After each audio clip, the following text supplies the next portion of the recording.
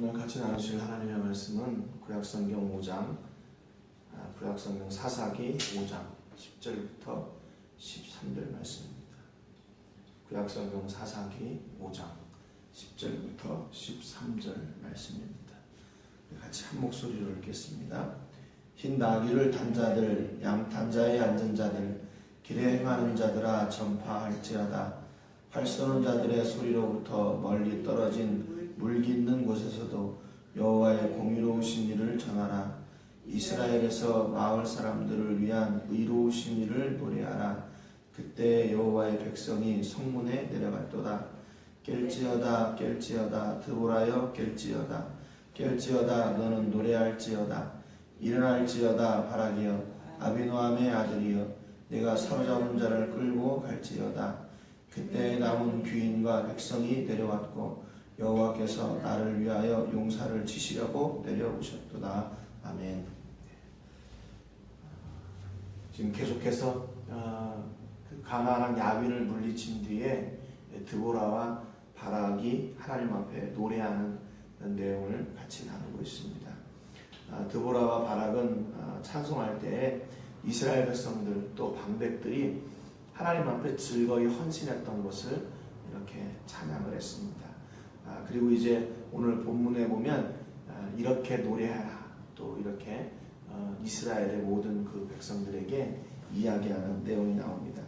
오늘 10절에 보니까 흰 나귀를 탄 자들, 양 탄 자에 앉은 자들, 길에 행하는 자들아 전파할지어다 이렇게 노래합니다. 여기 보면 흰 나귀를 탄 자들 그러면 나귀는 보통 우리가 귀한 줄 그때 당시에 굉장히 귀한 교통수단이었죠.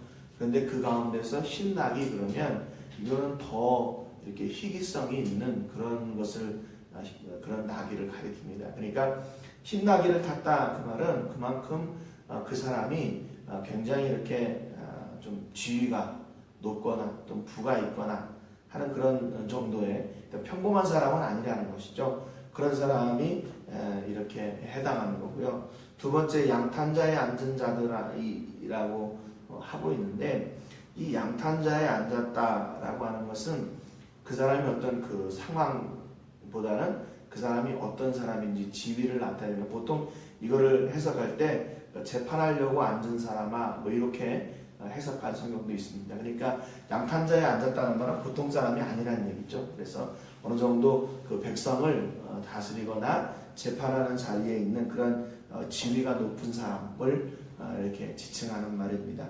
그러니까 흰 나귀를 탄 자들, 양 탄 자에 앉은 자들 이런 사람들은 보통 이스라엘 백성이 아니라 조금 이렇게 지위가 있는 높은 지위에 있는 또는 부유한 사람들을 이렇게 칭합니다.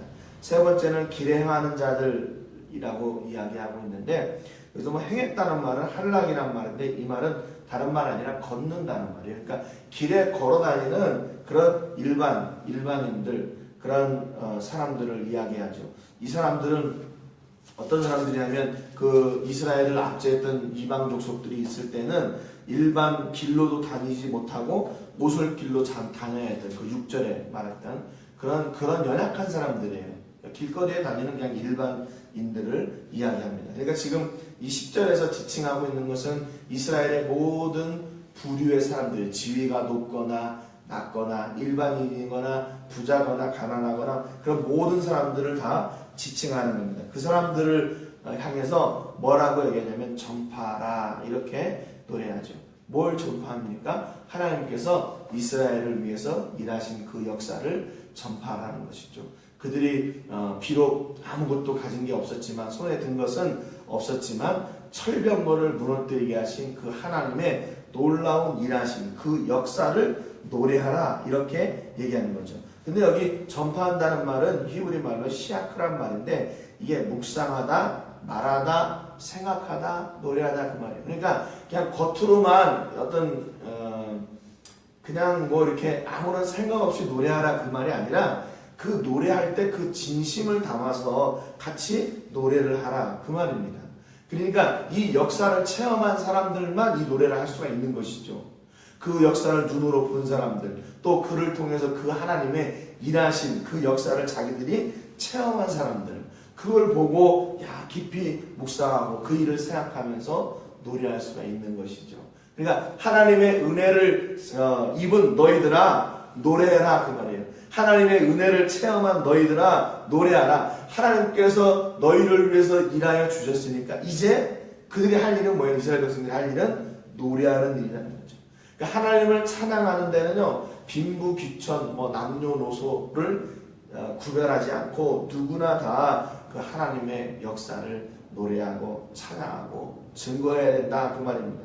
11절에 보니까 활 쏘는 자들의 소리로부터 멀리 떨어진 물 깃는 곳에서도 여호와의 공의로우신 일을 전하라 그랬습니다. 이게 활 쏘는 자들의 소리로부터 멀리 떨어진 물 깃는 곳에서도, 여기서 활 쏘는 자들의 소리라는 것은 이방 족속들의 그 압제죠. 그들이 그 땅에 들어와서 그들의 소리로 그 지역이 이렇게 점령되었을 때 멀리 떨어진 물 깃는 곳에서도 여호와의 공의로운 일을 전하라. 여기 물 깃는 곳은 당연히 우물이겠죠. 그러니까 여인들도 역시 마찬가지로 이방 족속들이 들어왔을 때는 물도 함부로 길러 나갈 수가 없었어요. 근데 그들의 소리가 이제 멀리 떨어졌대요. 멀리 떨어졌대요. 그러니까 자유롭게 물을 기르러 올 수가 있는 거죠. 이스라엘에서 마을 사람들을 위한 의로우신 일을 노래하라. 그때 여호와의 백성이 성문에 내려갔도다. 이렇게 노래하래요. 그러니까 여인들도 그 압제에서 자유함을 누리고 안전을 보장받고, 그러니까 그 일을 노래하라고 합니다. 여기에서 이 노래의 제목, 그건 뭐냐면 하나님의 공의로우신 일이에요. 하나님의 공의로우신 일. 하나님께서 이스라엘 백성들을 향해서 행하셨던 그 일이 공의로우신 일이에요. 이 공의롭다는 말은 정직, 공평 그런 말이죠. 지금 비록 가나안 왕 야빈과 또 그의 군대는 다 멸망했어요. 그런데 그것이 이스라엘 백성들에게는 공의로우신 일이래요. 그게 바른 일이고 정직한 일이고 합당한 일이라고 합니다. 그러니까 하나님은 하나님의 백성을 중심으로 일하시는 거예요. 하나님의 백성을 중심으로. 하나님의 백성의 입장에서 볼 때 가나안 왕야빈은 적군이고, 또 그들이 멸망하는 것이 하나님의 백성에게는 그게 바로 공의로운 일이에요. 이 얘기는 무슨 얘기냐면 그분이, 그 하나님이 나의 편이시다 그 말입니다. 나의 편이시다는 거예요.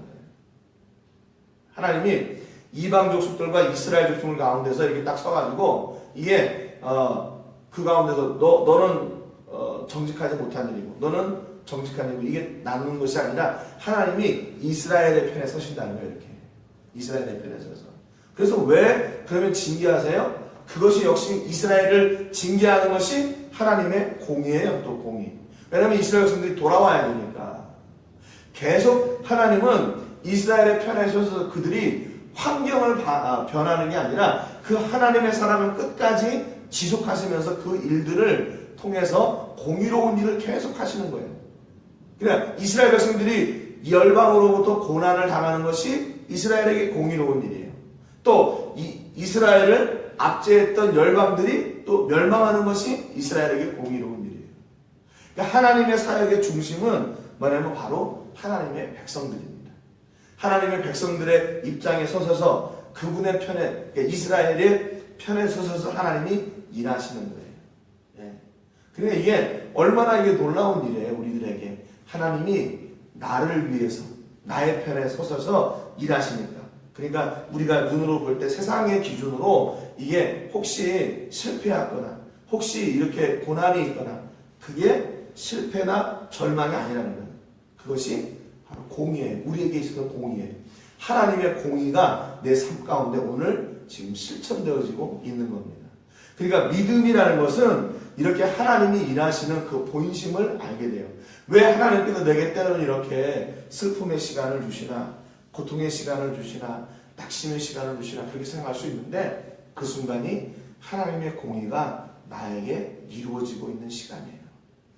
여러분, 하나님께서 나를 통해서 그 하나님의 공의를 세워가신다면 이것 또한 은혜이지요. 이것 또한 은혜예요. 그러니까 10절에서는 이스라엘의 모든 부류의 사람들에게, 또 11절에서는 여인들에게 그 하나님의 공의를 노래하라고 말씀하시는 거예요. 이스라엘 모든 백성들이 하나님 앞에 노래해야 될 제목이 바로 그 하나님의 공의가 실천되고 하나님의 정의가 실천되고 있다는 거죠. 12절에 보니까 뿐만 아니라 깰지어다 깰지어다 드보라여 깰지어다 너는 노래할지어다. 누구한테 얘기하는 거냐면 이게 바로 드보라한테 얘기하는 거예요. 드보라 자신에게. 그리고 그 다음에 일어날지어다 바락이여 아비노함의 아들이여. 바락에게 노래합니다. 바락에게 이야기합니다. 내가 사로잡은 자를 끌고 갈지어다. 하나님께서 공의로운 일을 통해서 이루신 결과가 뭐예요? 이스라엘을 압제하던 그들이 아비노함의 아들 그 바락에게 붙잡혔어요. 그래서 그것을 가지고 이스라엘 백성들에게 돌아가라는 겁니다. 그게 뭐예요? 하나님께서 이스라엘에게 이루신 그 공의의 결과죠. 그 역사를 이스라엘에게 가서 돌아가고 그 모든 백성들이 함께 하나님을 찬양하라고 이야기합니다. 그러니까 지금 이 노래를 하고 있는 드보라와 바락도 역시 마찬가지로 하나님을 찬송하는 데서 제외될 수가 없어요. 나는 이스라엘의 지도자니까 내가 또 이 일을 감당한 사람이니까 이 영광은 내가 받아야지. 그게 아니라 하나님 앞에서는 누구나 다 찬양의 자리에 서야 되는 겁니다. 13절에 보니까 그때 남은 귀인과 백성이 내려왔고 여호와께서 나를 위하여 용사를 치시려고 내려오셨도다 그랬습니다. 이 말씀이 조금 이렇게 이해하기가 참 힘든 구절이었는데요. 여기 보면 그때 남은 귀인과 백성이 내려왔다. 우리 한글 성경 그대로 번역한 것을 보면 그때는 바로 이스라엘 백성들이 압제를 당하고 있을 때지요. 압제를 당하고 있을 때 그 전쟁이 났고 또 백성들과 지도자들이 즐거이 헌신하는 자리에 내려왔어요. 이스라엘 백성이 내려왔습니다. 여호와께서 나를 위해서 용사를 치시려고 내려오셨도다. 이스라엘 백성들이 믿음으로 그 가나안 야빈의 군대 시스라의 그 철병과 앞에 섰을 때 하나님께서 내려오셔서 그들을 위해서 일하셨다 그 말입니다. 근데 여기 내려왔다는 말이요, 이게 히브리 말로 라다예요. 라다.